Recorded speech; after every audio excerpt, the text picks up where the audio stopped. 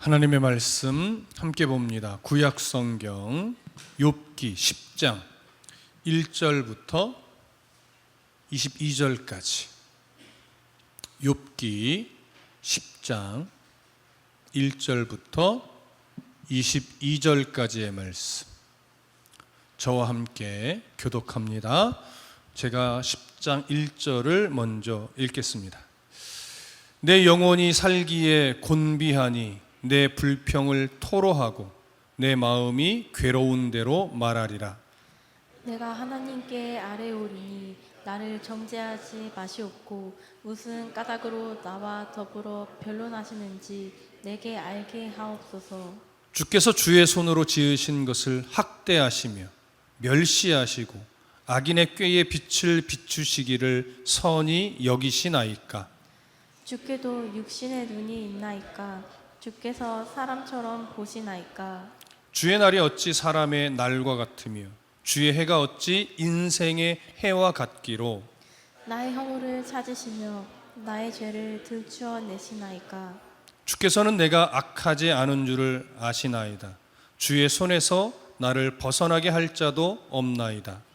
주의 손으로 나를 빚으셨으며 만드셨는데 이제 나를 멸하시나이다. 기억하옵소서. 주께서 내 몸 지으시기를 흙을 뭉치듯 하셨거늘 다시 나를 티끌로 돌려 보내려 하시나이까.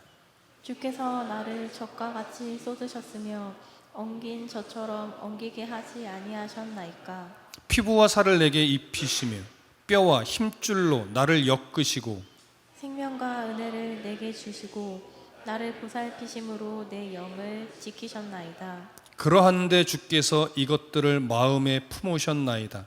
이 뜻이 주께 있는 줄을 내가 아나이다. 내가 범죄하면 주께서 나를 죄인으로 인정하시고 내 죄악을 사하지 아니하시나이다.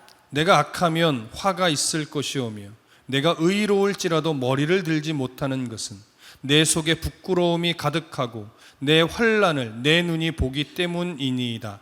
내가 머리를 높이 들면 주께서 젊은 사자처럼 나를 사냥하시며 내게 주의 놀라움을 다시 나타내시나이다. 주께서 자주자주 증거하는 자를 바꾸어 나를 치시며 나를 향하여 진노를 더하시니 군대가 번갈아서 치는 것 같으니이다. 주께서 나를 태에서 나오게 하셨음은 어찌함이니이까. 그렇지 아니하셨더라면 내가 기운이 끊어져 아무 눈에도 보이지 아니하였을 것이라. 있어도 없었던 것 같이 되어서 태에서 바로 무덤으로 옮겨졌으리이다. 내 날은 적지 아니하니이까. 그런즉 그치시고 나를 버려두사 잠시나마 평안하게 하시되 내가 돌아오지 못할 땅 곧 어둡고 죽음의 그늘진 땅으로 가기 전에 그리하옵소서. 땅은 어두워서 흑암 같고 죽음의 그늘이 져서 아무 구별이 없고 광명도 흑암 같으니이다. 아멘. 할렐루야. 욥기 8장에서 빌닷은 거침없이 욥을 정죄하며 공격했습니다. 빌닷의 공격을 다 들은 욥은 9장에서 자신의 마음을 또 토로했는데 하나님을 상대해서 자신의 의로움을 증명할 수 없는 이 안타까운 현실, 또한 자신의 진심을 하나님께 말하고 싶은데 말을 할 수가 없는 무력함, 이런 지친 마음을 절규하듯이 욥은 9장에서 토로했습니다. 또한 욥은 9장에서 소망했죠. 제발 하나님을 법정에서 만나서 나의 이 진심을 좀 제대로 변론할 수 있는 기회가 생겼으면 좋겠다, 이렇게 말했지만 바로 또 어떤 마음까지도 이야기했냐면, 그럼에도 막상 법정에서 하나님을 만난다면 나는 하나님 앞에 아무 말도 하지 못하고 결국은 하나님의 처분을 기다리게 될 것이다 라며 절망스러운 마음까지도 토로했습니다. 이 욥의 말들을 잘 보면 욥은 한편으로는 모든 것을 체념한 듯 절규를 해요. 그런데 그 절규마저도 욥은 누구 앞에서 해요? 하나님 앞에서 합니다. 끝까지 어떤 상황에서도 원망도 절규도 탄식도 다 하나님 앞에 나아가서 하고 있는 욥의 모습을 봅니다. 이 모습 안에는요, 역설적으로 어떠한 모습이 담겨 있냐면 결국은 하나님의 공의만이, 욥이 이해하지 못하는 하나님의 공의지만 그럼에도 하나님의 공의만이 자신을 살릴 수 있는 유일한 방법이고 유일한 길이라는 사실을 지금 인정하고 있는 거예요. 이제 10장으로 넘어와서 욥의 탄식과 절규는 한 번 더 이어지는데, 오늘 본문에서는요, 욥이 고뇌에 찬 4가지 질문을 하나님께 던집니다.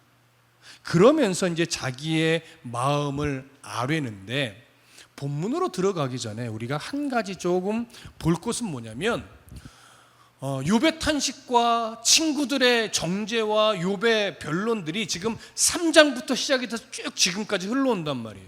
이 욥의 친구들과 욥의 답변이 3번의 사이클을 이뤄서 계속 반복적으로 가는데, 몇 장까지 이어질 거냐면 앞으로 37장까지 이어질 거예요. 3장부터 시작된 욥의 탄식과 친구들의 정죄와 욥의 변론이 이제 37장까지 3번의 사이클을 이루어서 돌아가는 동안요, 거의 70%는 계속 같은 얘기가 반복되는 듯 보여요. 그럼에도 조금씩 그 안에 우리가 발견할 수 있는 중요한 메시지들을 우리가 찾아가는데, 이 내용에서 욥의 친구들은 끊임없이 욥을 정죄하는데, 그 욥의 친구들의 정죄를 잘 보면요, 진리를 품고 있는데, 진리를 품고 있음에도 왜곡된 신념의 하나님을 가두고서 하나님을 왜곡되게 설명을 합니다. 진리가 아닌 것은 아니에요. 진리를 품고 있지만 하나님을 자기들의 전통과 자기들의 신념에 어린 신학에 가두어서 하나님은 이런 분이야 라고 하며 욥을 계속해서 정죄해요. 그런데 거기에 드러나는 하나님은 하나님의 일부의 모습으로는 맞지만 하나님이 계속 왜곡돼요. 이해되시죠? 그런데 욥 또한 하나님에 대해서 계속 말을 하는데, 변론을 하는데, 욥의 말을 보면, 욥의 변론을 보면 하나님을 향한 진리가 담겨 있어요. 하나님에 대한 진리가 담겨 있음에도 불구하고 그가 겪고 있고 마주하는 그 상황 때문에 하나님이 이해되지 않으면서 하나님에 대해서 오해된 말을 계속 쏟아냅니다. 그런데 욥의 친구들과 욥의 중요한 차이점은 뭐냐면, 욥의 친구들은요, 자신의 신학 안에 하나님을 가두어 놓고 하나님은 이런 분이야 하면서 욥을 정죄하기 때문에 욥의 친구들의 말은 거칠어지기는 하나 발전은 없어요. 깊어지지 않아요. 그런데 욥은 하나님에 대해서 오해되는 말을 해요. 왜냐하면 하나님이 침묵하시기 때문에 계속 오해되는 말을 하고는 있지만 끊임없이 하나님께 말하고 하나님 앞에 자신을 세워놓고 끊임없이 하나님께 말을 걸어요. 그러다 보니까 오해되는 말을 하고는 있으나 그의 오해되는 말에는 하나님을 향해서 조금 더 선명해지고 하나님이 어떤 분인지 조금 더 깊어지고 조금 더 넓어집니다. 그러니까 발전을 해요. 이게 욥의 친구들의 정죄와 욥의 변론이 가지고 있는 아주 중요한 차이점이에요. 이 차이점을 앞으로 조금 더 선명하게 보게 될 거예요. 그래서 또 오늘 여전히 10장에서 하는 욥의 변론에는요, 다분히 진리를 품고 있지만 하나님에 대해서 오해되는 말을 해요. 그 부분을 우리가 오늘 또 확인해 볼 겁니다. 자, 먼저 1절부터 3절까지 함께 읽읍시다. 1절부터 3절 시작. 내 영혼이 살기에 곤비하니 내 불평을 토로하고 내 마음이 괴로운 대로 말하리라. 내가 하나님께 아뢰오리니 나를 정죄하지 마시옵고 무슨 까닭으로 나와 더불어 변론하시는지 내게 알게 하옵소서. 주께서 주의 손으로 지으신 것을 학대하시며 멸하시고 악인의 꾀에 빛을 비추시기를 선히 여기시나이까. 자, 이 세 구절은 하나님을 향한 욥의 첫 번째 질문인데 핵심은 이겁니다. 하나님, 왜 여전히 나를 대적하고 계십니까? 이게 이제 그 첫 번째 질문의 핵심이에요. 여러분 기억하시겠지만 1장과 2장에서 우리가 확인한 것은 뭐냐면 욥은요 평생을 하나님을 경외하며 살았고 하나님 앞에서 악에서 떠나기 위해 끊임없이 몸부림치며 살았던 인물이에요. 그래서 하나님도 욥을 인정했어요. 어떻게? 욥처럼 하나님을 경외하는 자가 이 세상에 없고 욥처럼 악에서 떠난 자가 이 세상에 없다라고 하나님도 인정을 해주었단 말이에요. 욥은 실제로 그렇게 살아냈습니다. 그렇게 살면서 욥은요 하나님이 주시는 풍요를 너무나 만족스럽게 누리며 살아왔어요. 자, 그런데 보세요. 욥이 하나님을 경외하고 악에서 떠나며 살았고 그렇게 살면서 하나님의 복을 너무나 풍요롭게 누렸어요. 이러면서 욥은 자연스럽게 어떤 사상을 딱 여전히 계속 붙잡고 살았냐면 인과응보를 기준으로 이 세상을 다스리는 하나님, 권선징악의 기준으로 이 세상을 다스리는 하나님을 굳게 믿고 그 안에서 살았어요. 하나님을 경외했고 악에서 떠나는 삶을 사니까 하나님은 그렇게 의롭게 살아가는 욥에게 풍요를 주신단 말이에요. 그것이 맞물려서 돌아가니까 욥은요 이전의 삶은 친구들과 똑같이 하나님은 이 세상을 인과응보로 다스리는구나, 하나님이 이 세상을 권선징악으로 다스리는 공의의 하나님이고 의로운 분이구나, 이렇게 믿고 평생을 살았단 말이에요. 그러니까 더욱더 하나님의 공의를 지키며 하나님의 공의를 믿으며 욥은 평생을 살아낸 거예요. 그런데 한순간에 하나님의 허락을 받은 사단이 욥에게 재앙을 내립니다. 재앙을 일으킵니다. 그랬더니 한순간에 욥은요 모든 소유를 잃어요. 부모의 소유로 여겨지던 자녀들까지도 다 죽임을 당해요. 뿐만 아니라 두 번째로 재앙이 몰려오는데 육체의 질병을 얻어서 하루하루가 고통 속에서 보낼 수밖에 없게 됩니다. 이 과정에서 욥은 무엇이 무너지냐면 하나님은 정말 공의의 하나님인가? 자신은 인과응보, 권선징악, 의로운 자에게는 복을 주시고 악한 자에게는 벌을 주시는 그 하나님을 믿고 평생을 살아서 이렇게 복을 누려왔었는데 이유를 알 수 없는 재앙이 몰아쳐서 자신은 죄를 범한 적이 없는데 모든 소유가 없어졌고 육체의 질병으로 하루하루가 고통스러운 나날을 보내고 있으니 정말 공의의 하나님이 맞는가? 내가 붙잡고 왔던 권선징악, 인과응보, 이것이 하나님이 이 세상을 다스리는 통치의 기준이 맞는가? 이런 혼란이 오게 된 거예요. 그러니까 지금 자신이 겪고 있고 마주하고 있는 상황은 평생을 붙잡고 있던 하나님의 공의로움과는 전혀 다른 모습이 자기에게 와 버린 거죠. 그래서 혼란을 겪고 있는 욥은 계속해서 하나님의 공의에 대해 문제 제기를 하는 거예요. 이전 같으면 전혀 그러지 않았어요. 자신의 삶은요 공의의 하나님이 맞았어요. 권선징악이 맞았어요. 인과응보가 맞았어요. 그런데 지금 이유로 알 수 없는 재앙을 겹치고 겹쳐서 당하고 나서 보니 하나님이 공의의 하나님인가? 정말 인과응보로 다스리는가? 권선징악으로 통치하시는가? 여기에 의문이 들 수밖에 없었던 거죠. 그래서 3절에서 이렇게 말해요. 주께서 주의 손으로 지으신 것을 학대하시며 멸시하시고 악인의 꾀에 빛을 비추시기를 선히 여기시나이까? 이런 반문을 하는 거예요. 여기 주께서 주의 손으로 지으신 것은 무엇을 말하냐면 하나님의 피조물로서 지음받은 욥 자기 자신을 말하는 거예요. 그러니까 지금 3절은 어떤 의미냐면 하나님이 정성스럽게 자신을 창조하여 만드셔 놓고 이제 와서 하나님이 나를 학대하고 멸시하실 뿐만 아니라 나를 정죄하는 친구들의 정죄를 하나님은 옳게 여기시는 것이 나는 믿어지지 않는다. 이런 의미가 바로 3절이에요. 탄식이죠. 근데 이런 하나님의 모습이 지금 욥이 느끼는 하나님인데 옳아요? 옳지 않죠. 오해된 하나님의 모습이에요.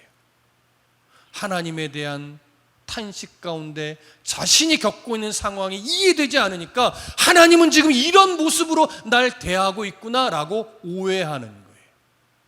근데 여러분, 욥과 같은 이런 하나님에 대한 오해가 우리의 삶에는 없습니까? 여러분, 우리의 삶에도요 순간순간 일어나요. 우리도요 갑작스럽게 이해되지 않는 좀 힘겨운 상황을 마주하면요, 하나님 내가 뭘 잘못했어요? 하나님 왜 나를 버리시는 거예요? 라고 문득문득 항변하듯이 그냥 하나님께 토로해요.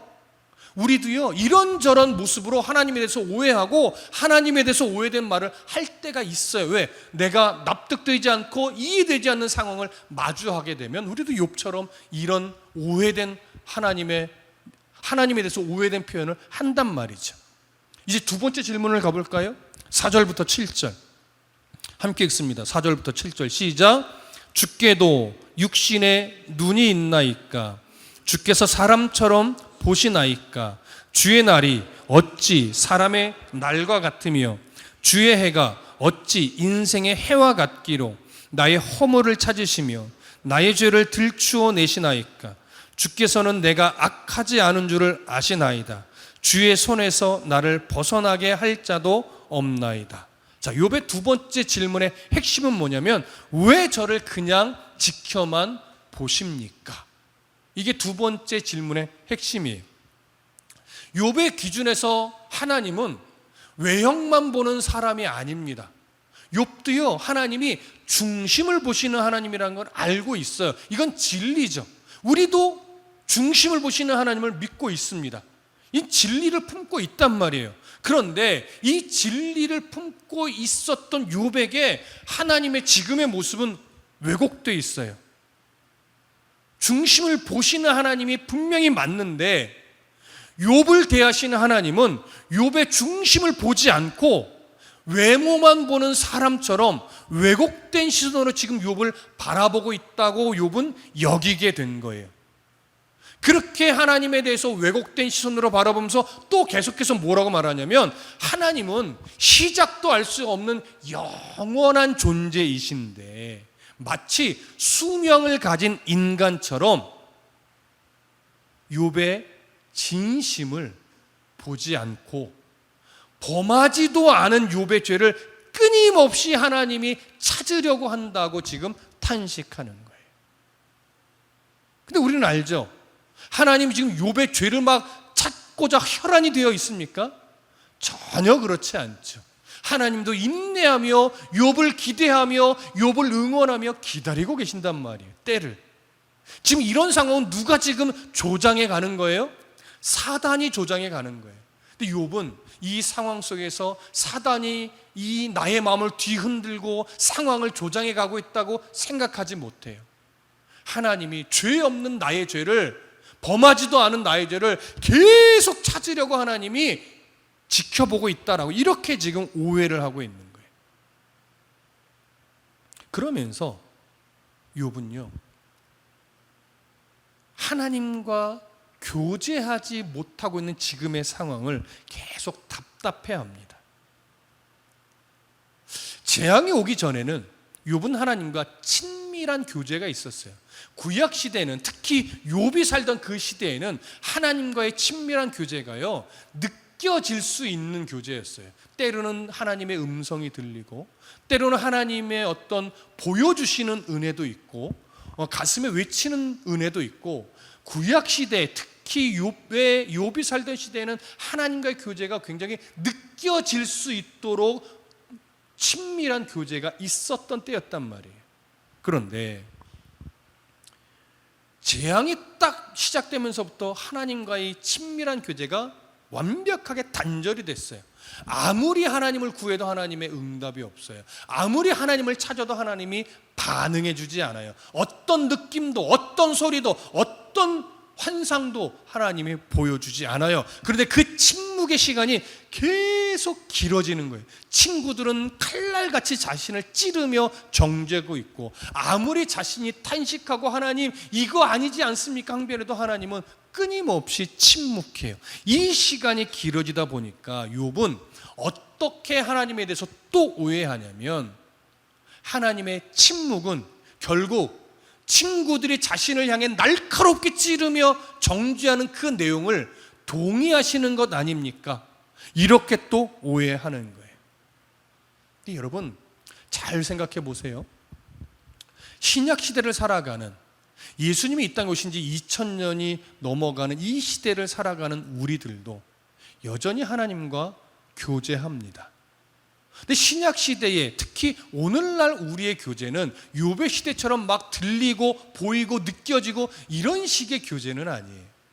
우리가 하나님과 교제한다는 것은 신비한 느낌이 아니라 하나님의 말씀을 듣고 예배를 하고 기도하고 찬송을 하면서 성령의 조명하심을 따라, 아, 하나님이 정말 이런 분이구나, 오늘 읽은 이 말씀이 성령의 조명하심을 따라 깨달아지는데, 아, 정말 이게 살아있는 말씀이구나, 내 삶에 지금 이런 말씀을 주시려고 하는 거구나, 이게 느껴지고 인정이 되어지는 거예요.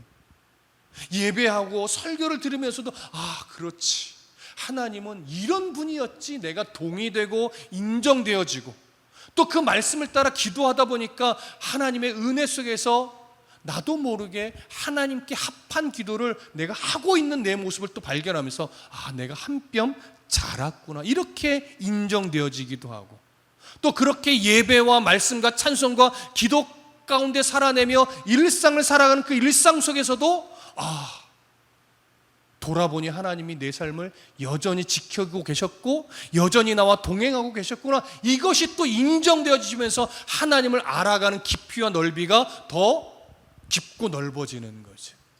그렇게 성령의 도우심을 따라 하나님이 어떤 분인지 인정되어지고 그 하나님의 뜻대로 살아가려고 몸부림치게 되고, 이런 삶의 모습이 깊고 넓어지는 것이 하나님과의 친밀한 교제란 말이에요. 그런데 우리도 이런 교제가 인생의 어떤 고비고비를 만나면서 교제가 끊어지는 순간이 와요. 하나님을 사랑하는 건 여전하지만 어떤 상황에 매이고 붙잡히다 보니까 예배 생활을 못해, 성경을 읽지 않아, 기도하지 않아요. 그러다 보니까 여전히 하나님을 사랑하는 자는 맞는데 하나님과 친밀한 교제가 끊어지고 단절되다 보니까 성령의 조명하심을 내가 느낄 수가 없어. 그러면 점차 어떻게 돼요? 하나님에 대해 오해를 하게 돼요. 하나님이 어떤 분인지 우리가 깊고 넓어져야 되는데 하나님과의 교제가 끊어지니까, 단절되고 하나님 교제가 없으니까 하나님에 대해 오해하고 하나님에 대해 왜곡된 시선을 갖고 하나님에 대해 편협된 시선을 가지면서 우리들의 삶이 하나님이 기뻐하는 삶과는 계속하여 거리가 멀어지게 됩니다. 그래서 어떤 사람은 힘겨움에 지쳐서 욥보다 더 심하게 하나님을 왜곡되게 바라보고 오해하고 하나님을 향해 원망하고 탄식하는 그런 일들도 생겨나는 거예요. 그래서 우리들의 삶에 정말 중요한 것은 뭐냐면, 뭐 하나님 앞에 어떤 열심을 내느냐 이게 아니라, 하나님 앞에 뭐 헌금을 많이 하느냐 이게 아니라, 뭐 어떤 직분과 봉사를 하느냐 이게 아니라, 정말 우리들의 삶에 중요한 것은요, 어떤 상황을 마주하더라도 하나님과의 교제의 이 줄을 놓치지 않는 거예요. 이게 정말 중요해요. 하나님과의 교제의 끈을 놓치지 않는 것. 욥이 하나님을 향해 오해하고 탄식하고 절규하고 원망하고 그런 것을 쏟아내면도 불구하고 하나님이 욥을 정죄하지 않았던 가장 중요한 이유 중에 하나는 뭐냐면요, 욥은 어떤 상황에도 불구하고 어떤 마음 상태에도 불구하고 끊임없이 자신을 누구 앞에 세웠어요? 하나님 앞에 세웠어요. 그리고 끊임없이 하나님께 물어요. 끊임없이 하나님의 답변을 요구해요. 끊임없이 하나님을 만나기를 소망해요. 그래서 오늘 10장을 잘 보면요, 어떤 단어가 계속 반복되는지 아세요? 한번 눈을 훑어보세요. 어떤 단어가 반복될까요? 끊임없이. 10장에는요 주께서라는 표현이 계속 반복돼요. 욥은요 끊임없이 하나님을 구하는 거예요. 끊임없이 하나님께 말을 거는 거예요. 끊임없이 하나님의 응답과 하나님의 나타나심과 하나님과의 교제를 끊임없이 원하는 거예요. 근데 하나님은 아직은 때가 아니라고 보셨나 봐요. 하나님 여전히 침묵합니다. 그것이 욥을 위해서예요. 아직 욥은 모르지만 욥을 위해서예요. 그러니까 욥은 그 와중에도 계속 하나님을 구하니까 끝내 나중에 하나님을 만나게 되고 그의 신앙의 깊이와 넓이는 더 깊고 넓어지게 되는 거예요. 여러분, 인생이라는 것이 결코 쉽지 않습니다. 이건 뭐 어른들한테 물어보면 당연하다고 말하는 내용이에요. 저도 조금 인생을 살아보니 인생이란 그렇게 쉽지만은 않아요. 우리 젊은 우리 청년들도 앞으로 계속해서 경험하게 될 건 뭐냐면 인생은 정말 쉽지 않구나. 쉬웠으면 좋겠는데, 예? 그치 지혜야? 인생이 좀 쉬웠으면 좋겠는데 인생이 결코 쉽지 않아요. 근데 그 쉽지 않은 인생을 은혜 안에서 살아갈 수 있는 유일한 길은 뭐냐면 어떤 상황이 어떤 어려움이 내 삶에 다가온다 할지라도 하나님과 교제의 끈을 놓지 않는 거예요. 그러면 이겨낼 수 있어요. 그러면 하나님이 원하시는 모습으로 견뎌낼 수 있고 이겨낼 수 있고 하나님이 기뻐하시는 인생의 걸음을 한 걸음씩 내디딜 수 있는데 그 교제가 끊어지고 이래서 끊어지고 저래서 끊어지고 이런 변명 저런 변명으로 하나님과 교제를 자꾸 멀리하면요 열심히는 살 수 있어요. 돈은 좀 벌 수 있어요. 명예는 좀 얻을 수 있어요. 그러나 하나님과 상관없는 인생이 돼요. 그것만큼 불행한 인생이 없는 겁니다. 그러니 하나님과의 교제의 끈을 절대 놓치지 않는 그런 인생이 되기를 소망합니다. 자, 욥은 7절에서 이렇게 말해요. 주께서는 내가 악하지 않은 줄 아시나이다. 주의 손에서 나를 벗어나게 할 자도 없나이다. 이건 어떤 의미냐면 전능하신 하나님이 욥의 무지함을 분명히 알고 있다는 거예요. 이것 또한 진리죠. 그렇죠? 그럼에도 욥은 하나님을 이렇게 오해해요. 하나님이 나의 무죄를 인정해 주시지 않는다고. 그러면서 말해요. 하나님이 나의 무죄를 인정해 주시지 않으면 나는 하나님의 정죄를 피할 수 없다라고 고백해요. 그러니까 이건 오해이면서도 또 진리예요. 하나님이 우리의 의로움을 인정해 주시지 않으면 우리는 하나님 앞에 의롭다 말할 수 없어요. 그런데 그렇기 때문에 욥의 이 항변에는 오해도 있고 진리도 있으면서 욥의 중심에는 이게 있는 겁니다. 하나님만이 여전히 자신의 이 상황을 해결해 줄 수 있는 유일한 분이다라고 하는 거예요. 이게 욥의 항변의 그 계속해서 가지고 가는 중심이에요. 이해되시죠? 자, 이제 욥의 세 번째 질문을 봅니다. 8절부터 17절까지 함께 봅니다. 자, 시작. 주의 손으로 나를 빚으셨으며 만드셨는데 이제 나를 멸하시나이까. 기억하옵소서. 주께서 내 몸 지으시기를 흙을 뭉치듯 하셨거늘 다시 나를 티끌로 돌려보내려 하시나이까. 주께서 나를 젖과 같이 쏟으셨으며 엉긴 젖처럼 엉기게 하지 아니하셨나이까. 피부와 살을 내게 입히시며 뼈와 힘줄로 나를 엮으시고 생명과 은혜를 내게 주시고 나를 보살피심으로 내 영을 지키셨나이다. 그러한데 주께서 이것들을 마음에 품으셨나이다. 이 뜻이 주께 있는 줄을 내가 아나이다. 내가 범죄하면 주께서 나를 죄인으로 인정하시고 내 죄악을 사하지 아니하시나이다. 내가 악하면 화가 있을 것이오며 내가 의로울지라도 머리를 들지 못하는 것은 내 속에 부끄러움이 가득하고 내 환난을 내 눈이 보기 때문이니이다. 내가 머리를 높이 들면 주께서 젊은 사자처럼 나를 사냥하시며 내게 주의 놀라움을 다시 나타내시니이다. 주께서 자주자주 증거하는 자를 바꾸어 나를 치시며 나를 향하여 진노를 더하시니 군대가 번갈아서 치는 것 같으니이다. 자, 욥의 세 번째 질문인데 핵심은 이겁니다. 왜 저를 만드셨습니까? 왜 저를 창조하셨습니까? 이거예요. 욥은요, 하나님이 자신을 손수 창조해 놓으시고 이제 와서 멸하려고 하는 것을 나는 도무지 이해할 수 없습니다라고 지금 항변하는 거예요. 그래서 하나님께 요구합니다. 어떤 마음으로 나를 만드셨는지, 나를 만드셨을 때의 하나님의 그 마음을 좀 기억해 보십시오. 이런 의미예요. 이것이 지금 8절과 9절의 내용이에요. 그리고 10절부터 12절을 보면 주께서 나를 젖과 같이 쏟으셨으며 엉긴 젖처럼 엉기게 하지 아니하셨나이까. 피부와 살을 내게 입히시며 뼈와 힘줄로 나를 엮으시고 생명과 은혜를 내게 주시고 나를 보살피심으로 내 영을 지키셨나이다 라고 말했는데, 이것은 어떤 표현이냐면 생명의 탄생과 성장 과정을 간략하게 욥이 비유로 설명을 한 거예요.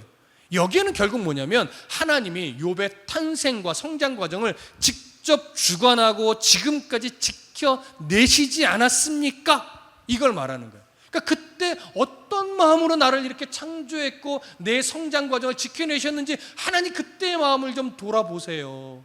그러면 지금 이렇게 할 수 없는 것 아니에요? 이 말을 하고 싶은 거죠. 그 다음에 13절과 14절을 보세요. 그러한데 주께서 이것들을 마음에 품으셨나이다. 이 뜻이 주께 있는 줄을 내가 아나이다. 내가 범죄하면 주께서 나를 죄인으로 인정하시고 내 죄악을 사하지 아니하시나이다. 이렇게 말하는데 이 두 구절은 어떤 의미냐면요, 하나님이 그렇게 정성스럽게 나를 창조해 내시고 성장 과정에서 나를 지키셨음에도 불구하고 이제 와서 내가 좀 잘못하면 용서해 주시려 하지 않고 가차없이 처벌하시겠다고 결심하시는 것이 말이 되십니까? 됩니까? 이렇게 묻는 거예요. 마치 이제 와서 하나님이 욥이 언제 죄를 짓나 살펴보시다가 꼬투리라도 하나 보이면 그것을 빌미 삼아서 자기를 용서하지 않고 벌하시려고만 한다라고 욥은 탄식하는 거죠. 쉽게 말하면 욥은 이렇게 항변하는 거예요. 나 벌하려고 창조한 거예요?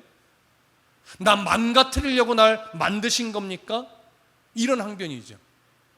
드라마를 보면 가끔 상처받은 아이들이 부모에게 말하죠. 이러려고 날 만들었어? 뭐 이런 거. 이러려고 날 태어나게 한 거야? 뭐.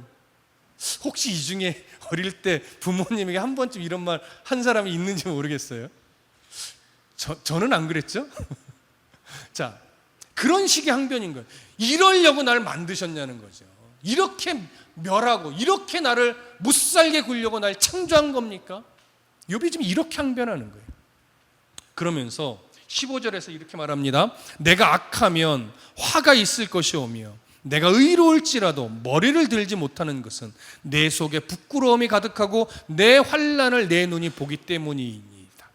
여러분 15절 이해하기가 좀 어려우실 거예요. 히브리어 원문으로도요 이게 해석하기가 좀 까다로운 구절이에요. 그래서 다시 이렇게 풀어보면 어떤 의미로 보는 것이 적당하냐면, 만일 욥 자신이 범죄했으면 하나님께 징벌을 받는 것이 당연하지만 지금 하나님은 내가 욥이 범죄하지 않았음에도 불구하고 내가 부끄러워서 머리를 들지 못하게 만드신다, 이런 의미예요.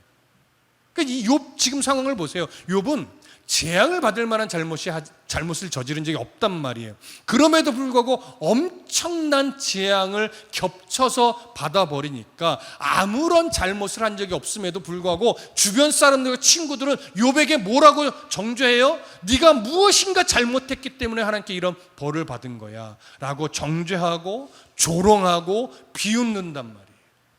그렇게 자신이 부끄러워지게 하나님이 만드셨다라고 이야기를 하는 거예요. 이것 또한 오해죠. 그럼에도 욥은 그 증거로 자신이 겪고 있는 환난이 어떠한지 제시를 합니다. 16절 17절에서 이렇게 말해요. 내가 머리를 높이 들면 주께서 젊은 사자처럼 나를 사냥하시며 내게 주의 놀라움을 다시 나타내시나이다. 주께서 자주자주 증거하는 자를 바꾸어 나를 치시며 나를 향하여 진노를 더하시니 군대가 번갈아서 치는 것 같으니이다. 이것 또한 어떤 의미냐면요, 욥이 지속된 환난으로 너무나 모든 힘을 잃어버리고 말하자면 탈진의 상황에 놓여 있을 때, 이러면 안 되지라고 하면서 다시 한번 힘을 내려고 막 하면 하나님이 다시 그 내 욥의 힘을 쫙 빼려고 또 다른 공격을 시도한다는 거예요. 그러면서 번갈아 가면서 거짓 증인을 보내서 계속 내 힘을 빼기 위해 정죄한다는 거죠. 아마도 욥의 친구들이 계속 번갈아 가면서 욥을 정죄하고 공격하는 모습을 염두에 둔 것이라고 여겨집니다. 하나님의 공격은 이렇게 친구들을 보내서만 공격하는 것으로 멈추지 않고 끊임없이 군대를 번갈아 보내며 공격하듯이 욥의 몸을 계속하여 친다고 말하는 거예요. 욥의 몸 상태는요, 점점 나아지고 있지 않아요. 점점 더 심각해지고 있어요. 기왓장으로 긁고 긁어도, 그래서 몸에 계속 피가 나도 몸은 계속 죽어만 가요. 피고름은 더 심해지고 있어요. 그 피고름이 몸을 굳어 딱딱하게 갑옷처럼 되는 상황도 더 심각해지고 있는 거예요. 그러니까 욥은 하나님께서 끊임없이 나를 공격하고 내가 그나마 힘을 좀 내려고 하면 그 힘마저도 빼버리기 위해 또 공격하고, 여기에 절망을 더하려고 몸 상태는 더 악화시키고 있다. 그렇게 진노를 더하신다. 욥은 이렇게 지금 절규를 합니다. 자, 마지막 네 번째 질문을 볼까요? 18절부터 22절 함께 봅니다. 시작. 주께서 나를 태에서 나오게 하셨음은 어찌 함이니이까? 그렇지 아니하셨더라면 내가 기운이 끊어져 아무 눈에도 보이지 아니하였을 것이라. 있어도 없었던 것 같이 되어 태에서 바로 무덤으로 옮겨졌으리이다. 내 날은 적지 아니하니까. 그런즉 그치시고 나를 버려두사 잠시나마 평안하게 하시되 내가 돌아오지 못할 땅 곧 어둡고 죽음의 그늘진 땅으로 가기 전에 그리하옵소서. 땅은 어두워서 흑암 같고 죽음의 그늘이 져서 아무 구별이 없고 광명도 흑암 같으니이다. 자, 욥의 네 번째 질문의 핵심은 뭐냐면, 왜 저를 죽이지 않고 그냥 놔두십니까? 왜 저를 죽을 수 있도록 만들어 주시지 않습니까? 이런 항변이에요. 자, 이 항변은 사실 이미 3장에서 죽기를 구하는 탄식으로 했던 내용과 거의 동일한 내용입니다. 자, 18절은 뭐예요? 내가 태어나지 않았더라면 이런 상황을 겪지 않았을 것 아닙니까? 이런 의미고, 19절은 어미의 자궁에서 이미 죽어서 태어났다면 바로 무덤에 묻혀서 지금은 평안하지 않았겠습니까? 이런 탄식이에요. 이렇게 죽음을 요구하는 거죠. 그러면서 20절부터 22절은 어떤 의미냐면요, 내 생명이 이제 얼마 남지 않은 것 같으니 하나님 제발 얼마 남지 않은 이 시간에 나를 좀 놔두셔서 그나마 남은 그 짧은 시간이라도 내가 좀 평안을 누릴 수 있도록 도와주십시오. 조금만 좀 평안하게 살다가 죽음을 맞이할 수 있도록 좀 도와주십시오. 이렇게 요청하는 거예요. 자, 이제 좀 정리를 해볼게요. 욥은 9장에서 처음에도 잠깐 언급했듯이 하나님을 상대로 나의 의로움과 나의 진심을 제대로 말할 수 없는 이 안타까운 현실을 토로했어요. 법정에서 하나님을 만나서 내 자신을 좀 제대로 변화하고 싶지만 막상 하나님 앞에 내가 서면 아무런 말도 못할 것이고, 하나님이 천마디 할 때 자기 자신은 한마디도 제대로 못할 것이라고 그렇게 체념하듯이 탄식을 했습니다. 그리고 10장으로 와서는 계속해서 죽고 싶다고, 죽게 해달라고 절규하면서 차라리 나는 죽는 게 소망입니다 이렇게 말을 했죠. 그러나 이 10장과 9장은 체념과 죽고 싶다라고 하는 절규가 있지만 그것은 역설적이게도 하나님만이 나를 살려주실 수 있는 유일한 분이라는 소망이 담겨 있는 거예요. 그래서 주께서 이런 표현을 계속하는 건데, 이제 이 9장과 10장을 정리하면서 아주 중요한 시선 한 가지를 나눌 거예요. 잘 들어보세요. 여러분, 하나님에 대해서 말하는 것과 하나님께 말하는 것에 차이점이 있다는 것 아십니까? 욥의 친구들은 욥을 정죄할 때 끊임없이 하나님에 대해서만 말해요. 그런데 그 정죄를 들을 때 욥은 끊임없이 하나님께 말을 하고 있어요. 이 두 차이가 어마어마합니다. 앞에서도 제가 잠깐 언급했는데 욥의 친구들은요, 하나님을 자기가 가지고 있는 전통에 딱 가두고 자기가 가지고 있는 신념 어린 신학의 그 한계에 하나님을 딱 가두은 다음에 하나님은 이런 하나님이야 라고 딱 그냥 정해요. 그러고 나서 욥을 정죄할 때 하나님은 이런 하나님이니 너 죄인이야, 하나님은 이런 하나님이니 너 회개해야 돼, 이렇게 쏘아 붙입니다. 근데 우리는 알죠, 하나님은 그 한계에 갇혀 계신 분이 아니란 말이에요. 그래서 이전에도 우리가 욥을 나누면서 무엇을 말해요? 우리가 경험한 하나님은 하나님의 전체 모습이 아니기 때문에 우리의 경험에 하나님을 가두면 안 된다. 또한 우리가 가지고 있는 신학은 하나님 우리에게 보여주신 성경을 토대로 그저 만들어진 신학일 뿐이지, 하나님은 우리가 가지고 있는 신학 안에 갇혀 계신 분이 아니라 우리가 정리하여 알고 있는 신학보다도 훨씬 더 크신 하나님이다 라고 하는 것을 정리했었어요. 여러분, 우리는 하나님이 어떤 분인지 말로 다 표현할 수 없어요. 왜냐하면 우리가 알고 있는 하나님은요, 하나님의 본래의 모습의 100분의 1도 안 되고 1000분의 1도 안 돼요. 우리가 가지고 있는 모든 이해보다, 우리가 가지고 있는 모든 이론적인 지식보다, 우리가 해왔던 모든 경험보다 하나님은 어마어마하게 크신 분입니다. 그런데 우리는 얄팍하게 아는 그 지식을 가지고 끊임없이 싸우고 갈라지고 논쟁하고 이런 실수를 범하죠. 그래서 욥의 친구들은요, 하나님에 대해서만 말하니까 성장이 없어요. 끊임없이 갇혀있는 소리만 해요. 근데 욥은요, 그 와중에 끊임없이 하나님께 나아갑니다. 하나님께 말을 걸고 하나님께 탄식하고 하나님께 항변하고 하나님께 구하고. 그러니까 욥은 끊임없이 하나님께 말을 걸고 하나님께 나아가고 하나님께 항변하고 하나님께 말을 하니까 그의 안에 하나님의 크심을 조금씩 더 깊고 넓게 알아가게 되는 거예요. 여러분 잘 들어보세요. 수요 예배 때도 그런 말씀을 드렸는데, 여러분 묵상이 뭡니까? 묵상.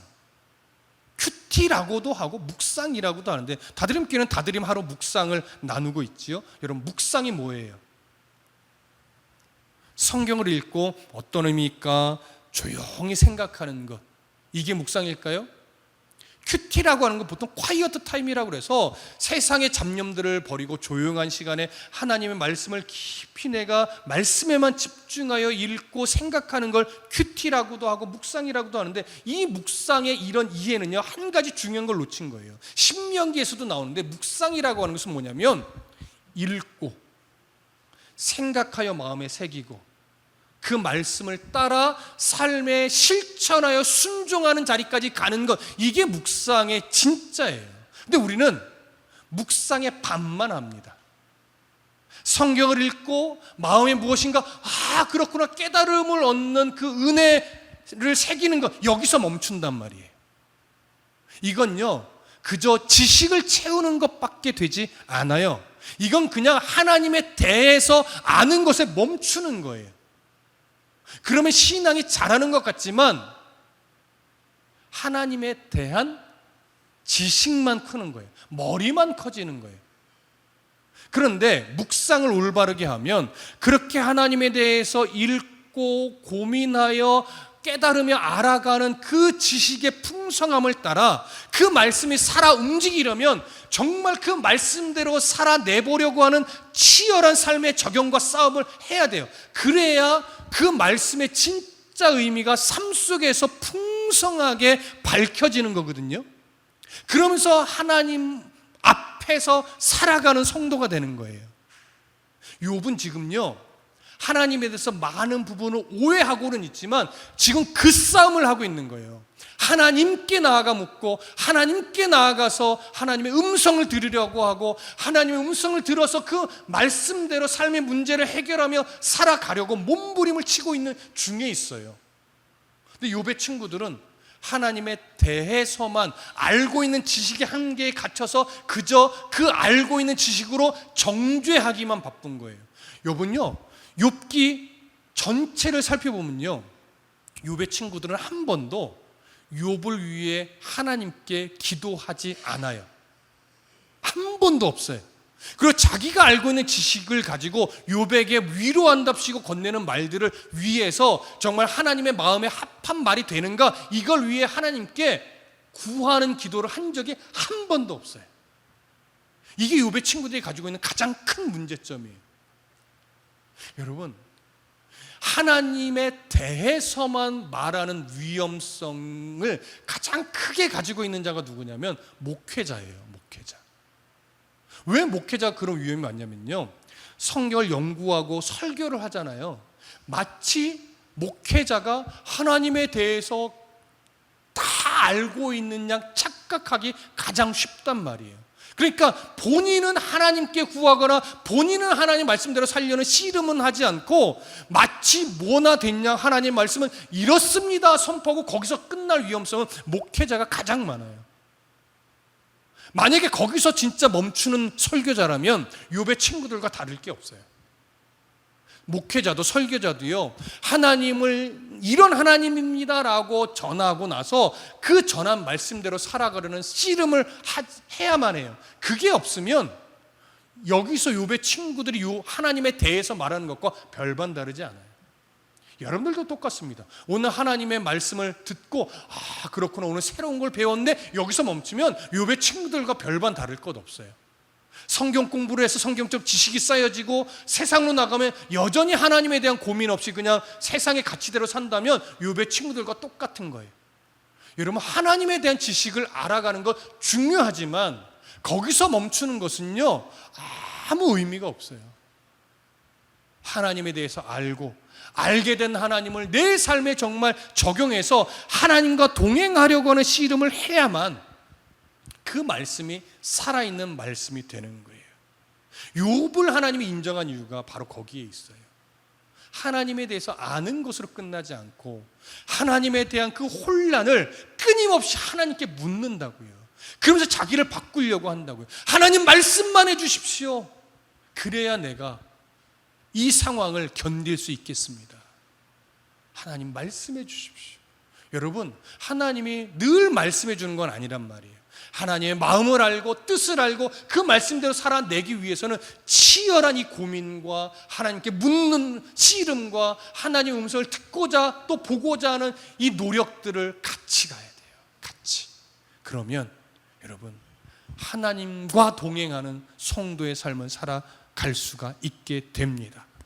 하나님에 대한 지식만 늘어나는 성도가 아니라 하나님과 동행하여 말씀과 함께 살아내는, 하나님과 함께 살아내는 성도가 되기를 소망합니다.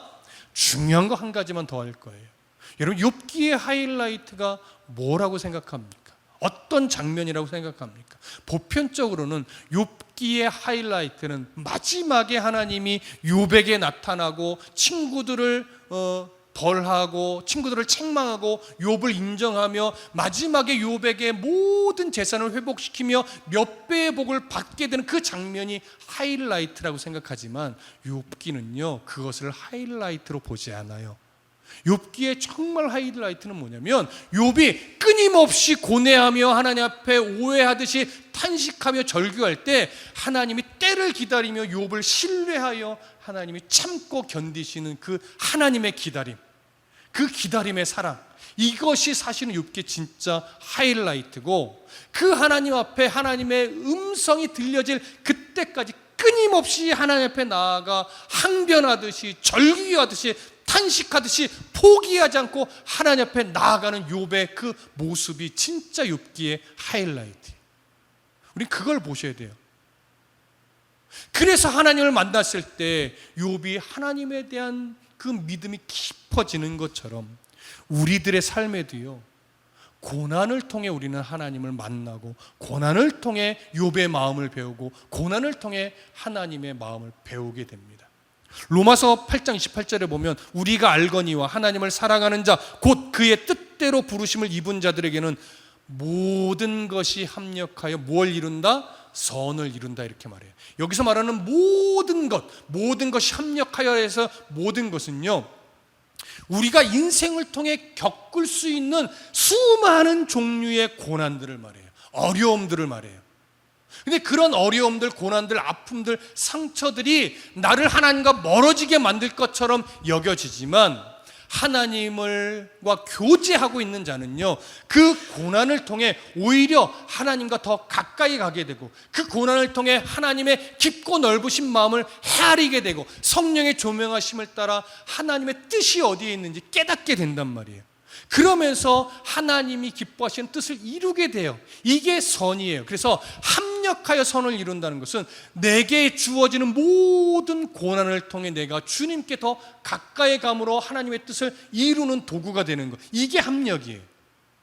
동일한 의미의 말을 시편에서는 이렇게 말합니다. 시편 119편 71절에 고난당하는 것이 내게 유익이라, 이로 말미암아 내가 주의 율례들을 배우게 되었느니라.